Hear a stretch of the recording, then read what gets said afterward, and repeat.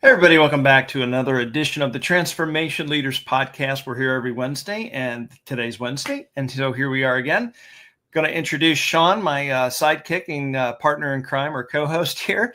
And today we're going to talk to you about, guess what? AI again.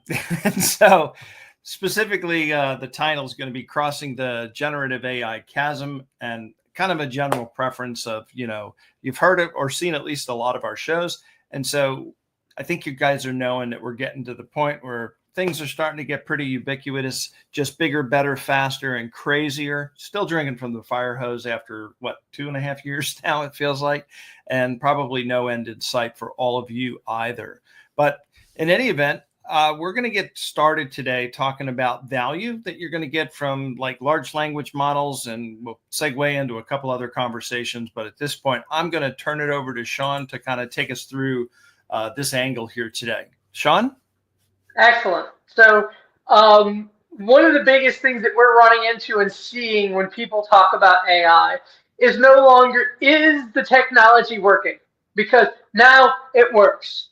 We're seeing a lot of our clients coming to us and saying, hey, so and so is doing this. We want to do it too, right? So the fast follow of generative AI is in full swing. But here's the kicker, right? We're not interested in being the pioneers. The pioneering days of generative AI are going away. We're getting to a point where the CFOs of the world are saying, if the board has decided you must do this, but you must make money or save money in the process of this. So what's the ROI? What is your business plan to go with the technology? And so what we're hearing a lot of nowadays is, how can we show generative AI's value? That's the first thing that is being discussed. Again, not about the technology. We've been talking about the technology and getting into a lot of the lower level things. 3 out of the last 5 shows, we were going really, really far down the stack. And now we're coming all the way back up at the beginning. How do you start? Well, how do you start is understanding what kind of value is generative AI going to provide you. And so your use case will define what value. And then when you start adding up those use cases, you can start talking about what is the impact that generative AI is providing. Now, we talked start small and grow large before, so all of that you should have already heard from us. But with this, there are 3 areas that the industry, don't shoot the messenger here, but the industry has said that generative AI brings to the table. And then these are your lanes that you're going to be talking about. So if you're going to put together a business plan for somebody, you will want to talk about a subset of these. So my favorite is always new offerings. If you can generate more revenue, the pie gets larger and everybody's happy.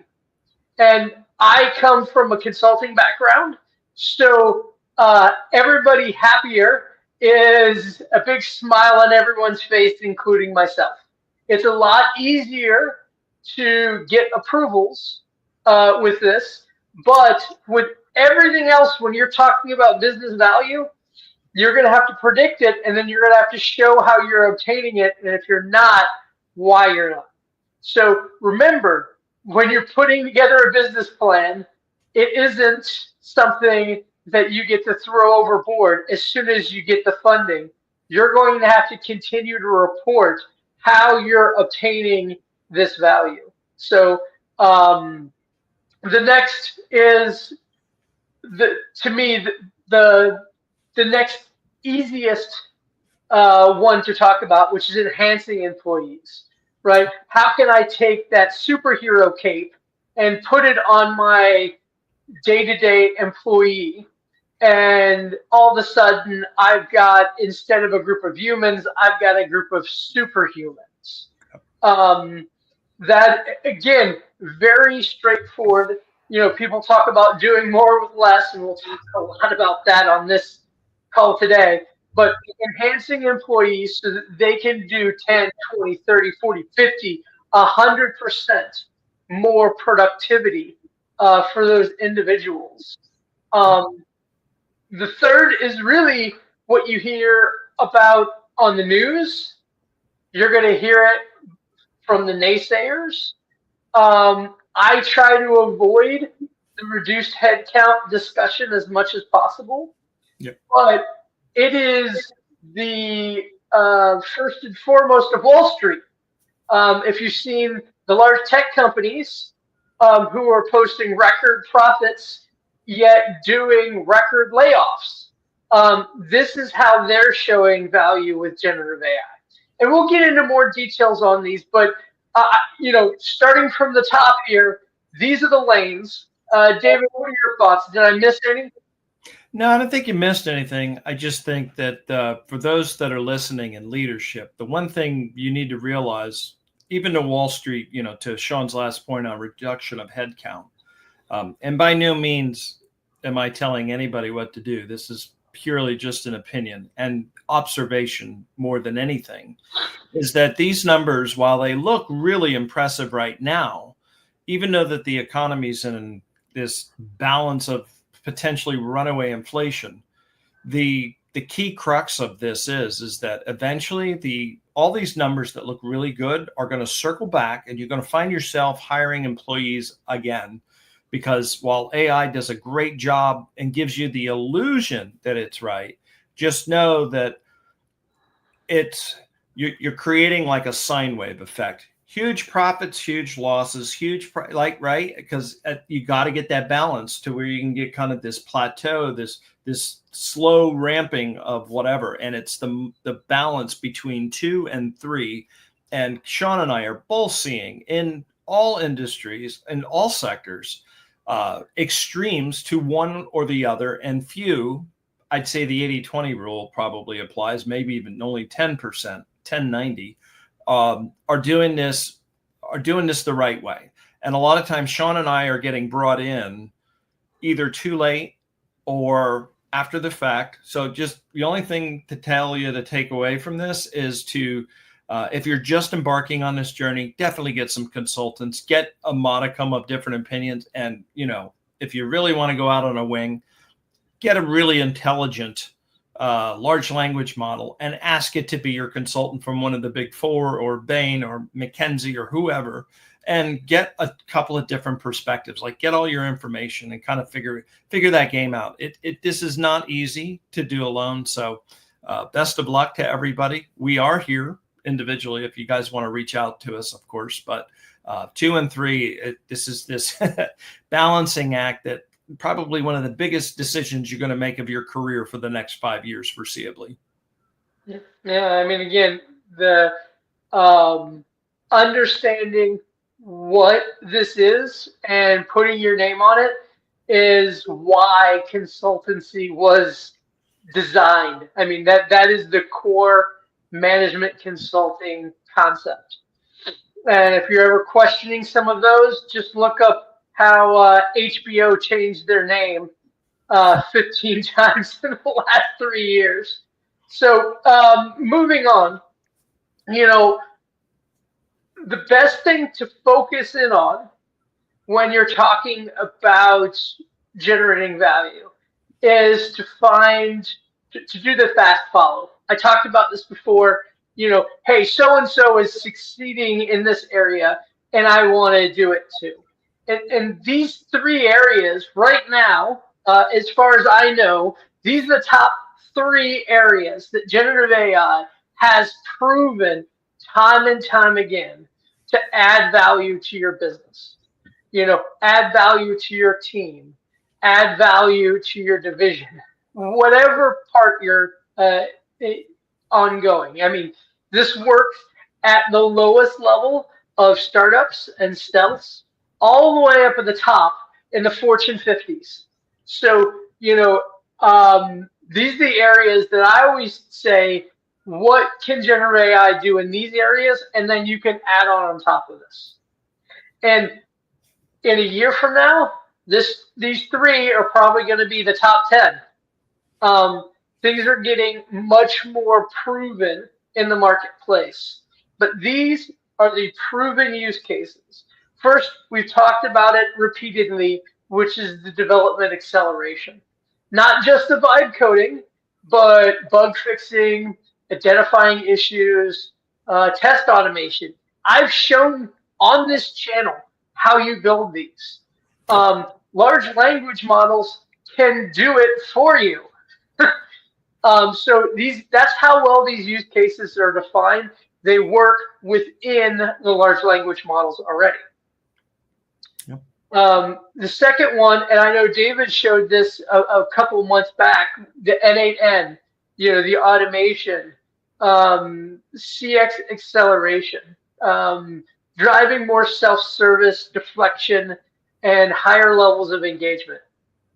These are extremely well defined. The proof points are there. You can get a significant boost of productivity in these areas without sacrificing your brand and your brand safety. Our company did a great Forbes article around brand safety. So, whatever you do from a CX perspective, make sure you're protecting your brand. We've talked about safety with AI for quite some bit, and but in the grand scheme of things, with CX, there's a lot of victories to follow with. Yep. The last, to me, was always the first use case of generative AI, and that is content generation. Yep. I could tell you from a social media posting perspective, I am a much clearer communicator because of social media from content generation of large language models. I can write a blog that is absolutely coherent. I can share with people who are not in my field, and I can do so in a matter of minutes instead of hours. Huge. Writing press releases, just writing emails. Again, maybe I'll cover this one at one point, but I can tell you working, taking a holiday last month, had some massive disappointments from my travel providers. And I used generative AI to describe to them the level of disappointment I had. And I got the best response from them ever, right? This is going to make all of us superheroes. So the content generation is a use case that is proven time and time again. There are very little risks associated to these right now, and those risks are being mitigated more and more by the pioneers. If you are like me and saying, hey, I want to play it safe, what can I get from generative AI right now? It's these three that I talk about. David? Yeah, so I think to add to everything that Sean's saying, and going back to the kind of the last comment that I had to everybody on the slide, and again, this is for you in leadership if you're listening, is the key here is going to be not only finding your superheroes. These are the people that are already using AI, are eager to use it, or have taken the initiative on their own to do it. One of the areas, and I think Sean, I don't want to speak for him, but I think I can almost safely say that he's witnessed this to some accord, that while these categorical areas are the top most successful and proven areas right now, in order for your company to get to its future state, somebody in your org, specifically in these key areas, needs to execute, needs to play with this. And so it's not always easy. Just because somebody uses AI, maybe they're not comfortable handing over parts of whatever it is that they do to AI, right? They're not sure how the workflow goes. They're not sure how to do it. This is where, going back to where I said a consultant will really, really help you out, because what you should definitely consider And this doesn't have to be a very expensive and even a long-term engagement. It's to get you over the chasm or get you over the hump. And that is have somebody handhold a handful, one or more of your team members, and walk them through a day in their life, inserting AI into their process or workflow, and watch their productivity increase tenfold. It could be as simple as a 4 to 6 week engagement. Find something that they do that really is a time suck for them in any of these key categories, or find the people that are on your payroll that cost the most and try to make them even more productive. This is really going to be your path forward because, again, these are proven, but there's resistance, boots on the ground, the people doing the work that are going to have to adopt it. The adoption is where you're going to have the challenge, is finding the people willing to move it. Or you have people doing it and they're eager and they're trying, but they're tripping over their own feet and they're getting stuck and like all kinds of things are happening. So either way, doesn't matter how the use case scenario, the key to success in this is making sure that you can go through the entire step. And I'll leave the last part of this because this will probably come into there, but I'll plant the seed here early. You need measurability. Make sure you're measuring all of this so that you have a baseline against wherever you land at any given point in time over your journey so you can measure your progress. Yep, stealing my thunder already, David. I was just planting the seed early. So I talk about this all the time. Use case is what the value and the currency when you talk AI. Everything is AI nowadays. You start seeing AI pop in when you're ordering fast food, when you're ordering your groceries, when you get your bill, everything is AI now. So it all goes to the point of what are you trying to accomplish with AI? Now, David made an excellent point about, reducing staff is very widespread right now. What I try to tell people is the goal should always be talent reallocation. Are you going to lose people? Yes, you will. That's just business. People are going to grow, and they're going to grow outside the bounds of the employment you could provide them, and you wish them well, and hope they come back at some point. Talent is really what matters. A company without employees is not a company. So if possible, reallocating talent, and but the people you want to keep are the ones that are embracing AI, who are growing within the bounds of AI and that tooling.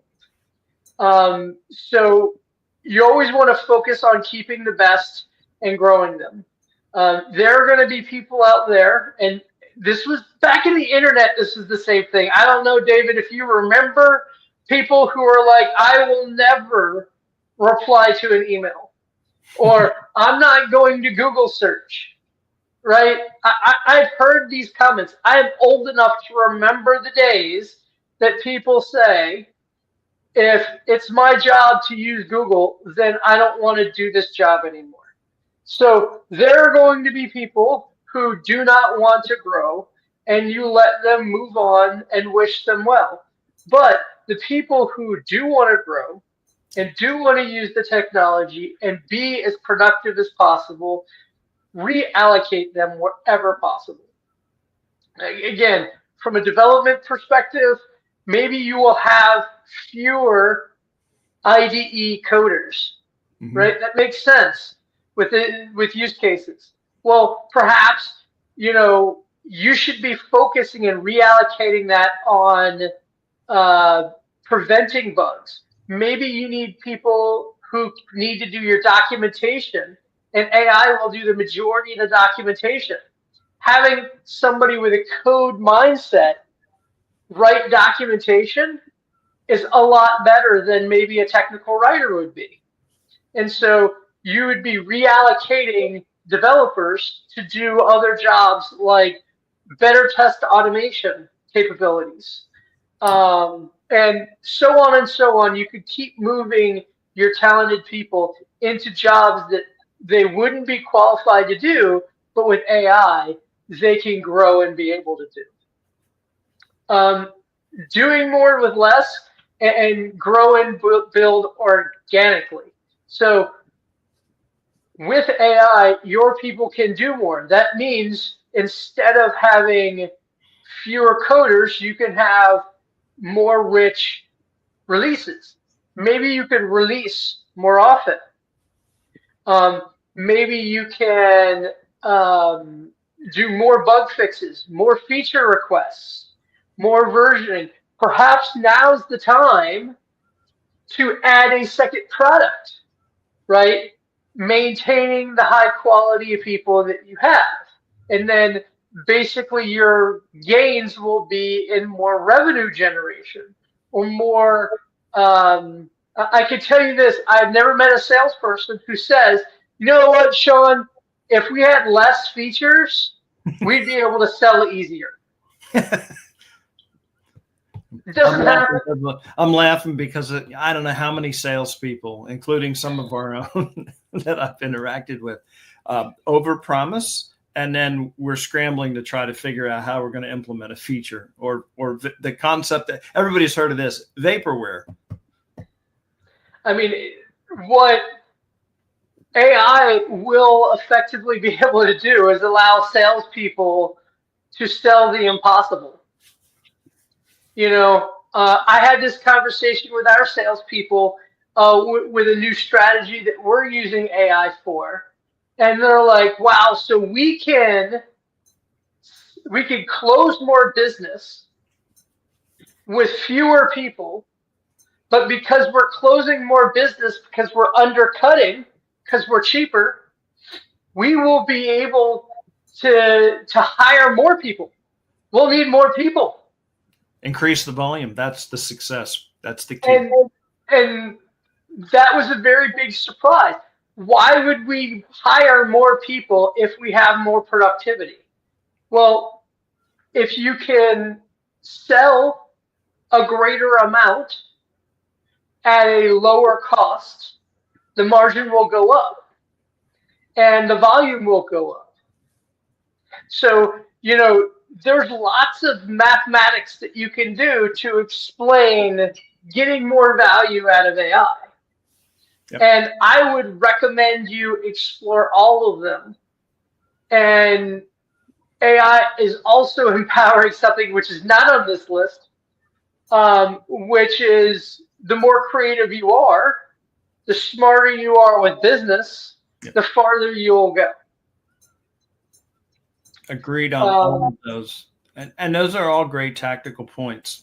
Now, strategically, the one thing I would like to call out the leadership is going back to our slide 1 about the trend of trimming or losing. So Sean made excellent points on this slide. I heard him call it out. I also heard him call it out on the previous slide. And that is, you know, you can drag the horse to water. You can't make him drink, so to speak. So wish those people well, send them on their way. However, as leadership, as ownership, you're going to get to the point where, and Sean just mentioned this point about hiring more people, the volume's going to increase. You're going to find yourself in a situation to where there's going to be a shortage that you're going to find out in the general population, where you're going to need more people now, quicker, faster, but you need them with the skills, right? You need them to come on board. They need to have known how to use these tools or have been acclimated somewhere else. And the key here is that everybody, all your competition, including non-competition, is going to be, I think about it this way. If you're in medical and all of a sudden you lose a handful of people, they weren't bad people, but you did a really maybe not such a great job of retaining them or training them or bringing them along the way. And as a result, you kind of threw them out into the ether. So they went off on their own. They learned these skills and now they've moved verticals because they're doing the same job, but they don't need to be subject matter experts in their field anymore. That's where the AI comes in. but they are in maybe the same procurement role or the same customer service role or same customer success or patient care versus customer success. Either way, the bottom line is it's a very similar job, and now they've been trained either on their own or elsewhere. And the key point that I'm trying to make here is that you need to have a program in place to identify which employees are the employees that don't want to use Google, that don't want to carry a cell phone. In other words, come up to the latest technological trends. Those are the ones that you let go. But have yourself some internal think tanks, or what are those, hackathons, and have people try something within the scope of any of those other key areas that we showed you earlier on the other slide, and turn them loose, see what they do, and see who your top, the cream will rise to the top, right? And these are the ones that you want to get into those key positions, have them train trainers, right? You want to replicate that as much as you can, and then just get rid of the dead weight. And that's honestly where you're at in order to be able to accomplish a lot of this stuff. But don't make the mistake of not putting your good, talented employees to the test. Give them what they need to succeed, because if you throw them out into the ether, you're going to find yourself very shortly in the next couple of years going to market and not being able to find the resources you need. That's the next problem. If I had a crystal ball in the next probably, what would you say, Sean, 10 to 20 months, in that time frame somewhere, it's going to be feast and famine, and more famine than feast. Right now, you got the opportunity to keep what you have, but it's going to be slim pickings here shortly. Yeah. Again, right now, AI is still disrupting the market.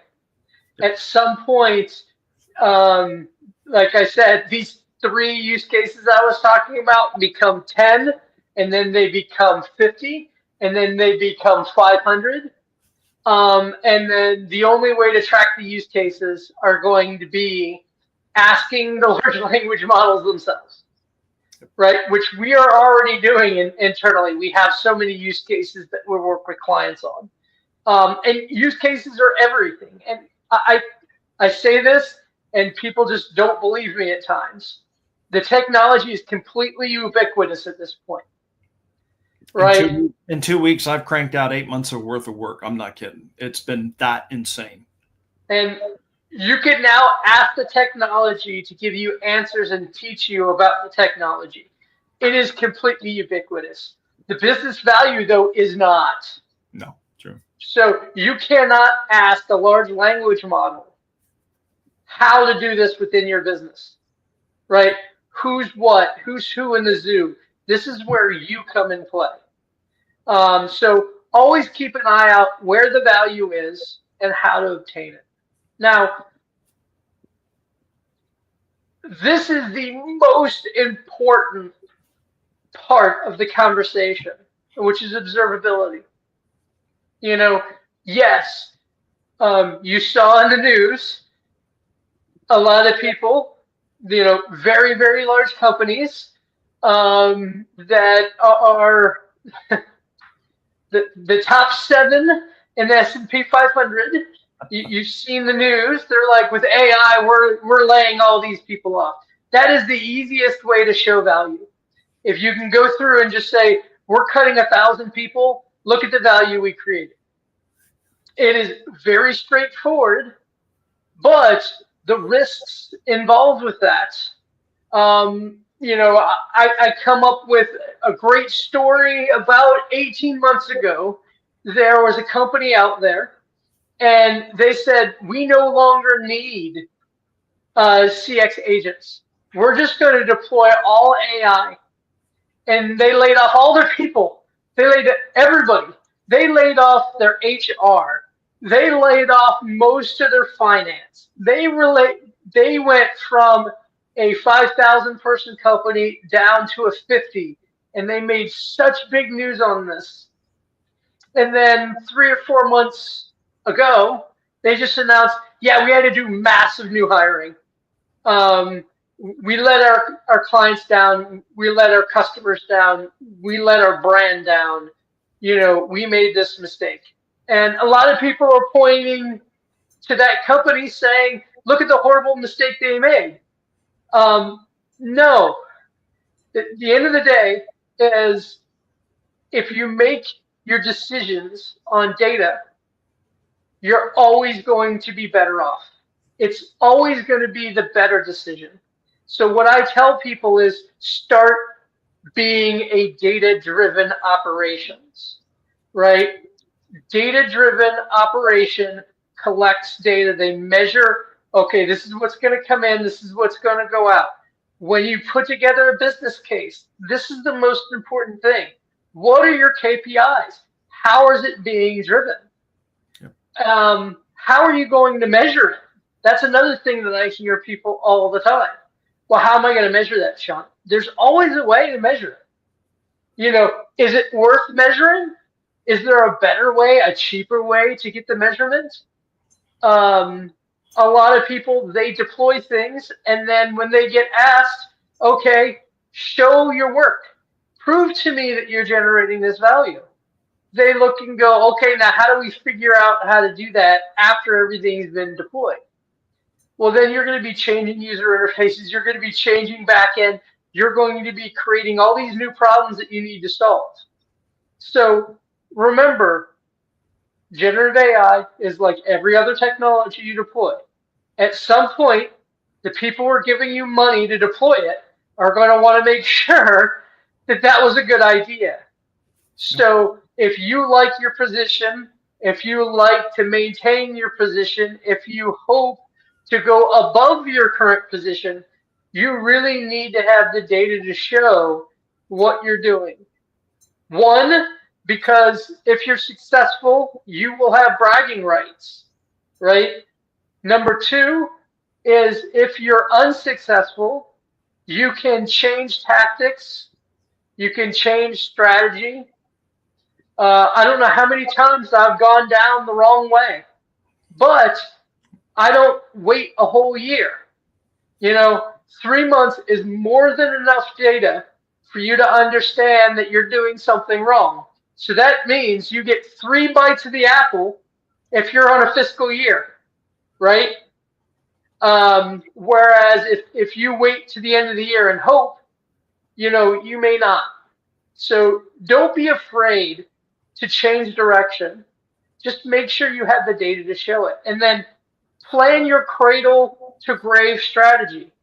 Gen AI is going to go away. Whatever model you're using, I know this is very big now with GPT-5.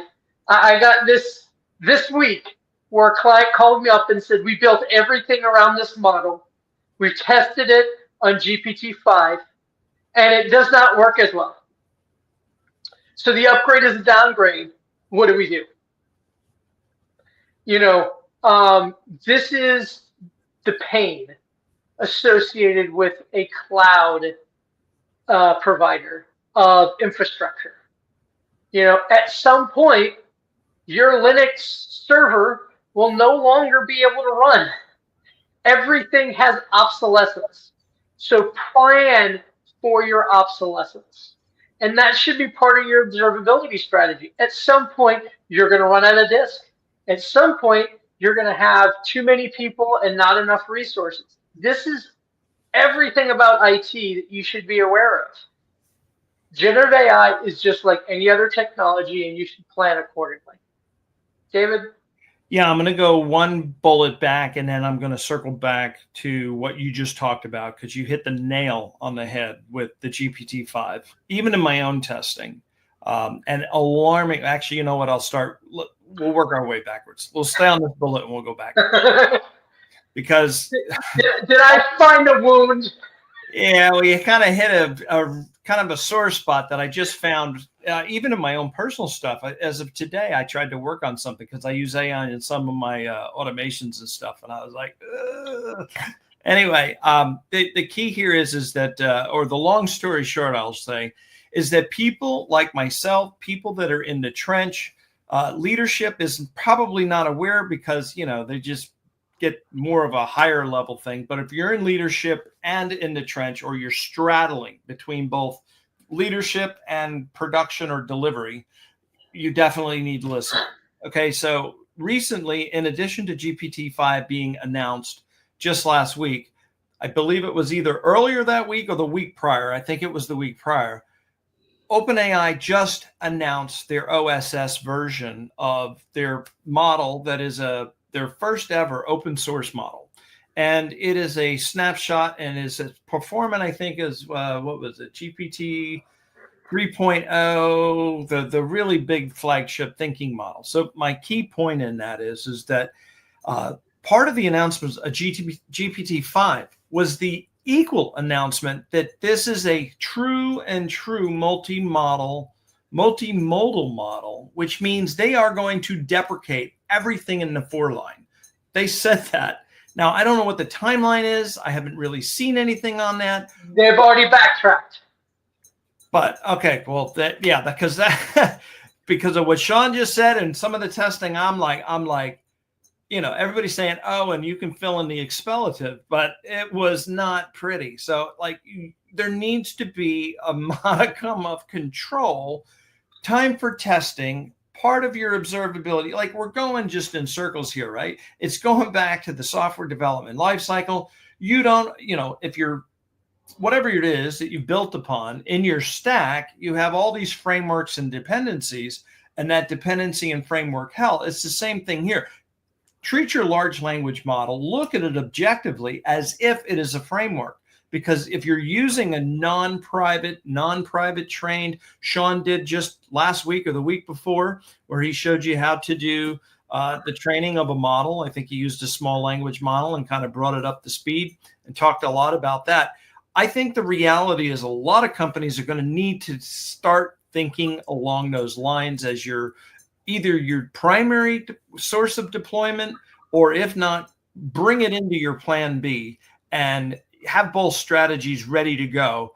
And in addition to that, as your plan A and plan B goes, implement them into production, because you need to have a fallback. If the primary source fails, programmatically, you code it to go to the secondary route. That way your systems are not down.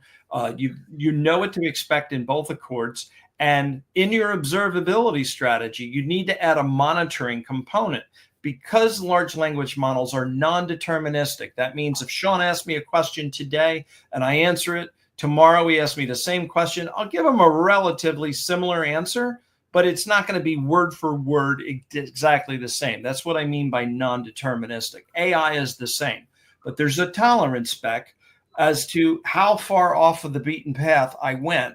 And you need that monitoring component in your observability strategy, or you're going to wind up in the short end of the stick really, really, really quick. The other thing, too, I wanted to circle back on defining the business metrics is just essentially what I led to. You need to have this monitoring component there. And in order to do the monitoring, and in order for you to calculate ROI, you need to either proactively reach into the system or reactively capture telemetry coming out of said system or workflow or whatever it is. And all of this, none of this is going to work. And this is the pain that a lot of you have now, that either you're just finding out about or you don't even know you have yet. And that is, you've got all this stuff going on and you're like, okay, we're going to automate it. We're going to put AI, we're going to throw this, we're going to radically transform our business. Well, guess what? You missed this one key critical part to observability. You have no baseline. You have no idea how much it currently costs. You have no idea how long the runtime happens. And because it's human driven, a lot of it, you have no idea the fluctuations in the good, the bad, and the ugly, or the meat and the bounds. On the best day of or week or process run, you might run 12 hours. On a bad use case, it could run 18 hours. And so you take the median, split the difference. But bottom line is, you need to know what your baselines are before you convert or while you're converting. Otherwise, observability carries no weight. No baseline, no observability. It's just a hard fact truth. So make sure you include your baselining as number one key priority before or while you're switching over. If you've already switched over, you might have already lost the opportunity, unfortunately, because the data is just not going to be there, or the people aren't going to be doing it for you to set either a manual point or an automated point to try to watch this type of stuff. So just a couple key critical adds to that. Sean? Yeah. So, want to wrap this up. About a year ago now, I wrote a blog around this. So it's really interesting. You can look at the QR code in the far right. That's my day job. But it should kind of illustrate the fact of what's changed and what hasn't changed in this concept in the last year. And some things, as far as technology, change all the time. David, I think we should definitely have just a jam session talking about models and why there are different ones and what are the different ones and what we feel about them. That would be really cool. But that changes all the time. I mean, GPT-5, there's an open source open AI model. There's a reasoning model I really love called Cogito.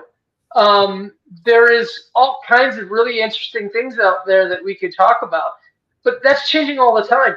When it comes down to business and most importantly, getting value from AI, the lessons have already been learned. And I would recommend heed those lessons so that you don't get run over by AI. You should always master the technology, not have the technology master you, right? I say this, be the disruptor, not the disrupted. My famous analogy is don't let the tail wag the dog. Yeah. So really appreciate the time today. And, comment, let us know what you're up to. What are some interesting topics you'd like us to address and things to go down? I know I'm doing a lot of agent teaching, and I'm just started a little project around a knowledge-based engine. So there's lots of really cool things that you can do out there. I'd love to hear from you all what's cool for you to see. David? Yeah. So again, we're here every Wednesday, guys. If you want to follow me on LinkedIn, every day I've got a blog. I hit a different vertical, a different industry, talk about whatever is related in scope to that industry, to whatever the current news is article for that day. Try to keep up with it. But if you want to just kind of do and follow all of that, that's great. Sean and I both have blogs that we post on LinkedIn as well as other places. So check us out also at the Transformation Leaders Podcast. We recently just updated the website. So we'd love to hear from you there. Nice quick form. You fill it out. It goes both to Sean and I directly. And again, we're here every Wednesday. So that's it for this week's show. We'll see you next time. Have a great day.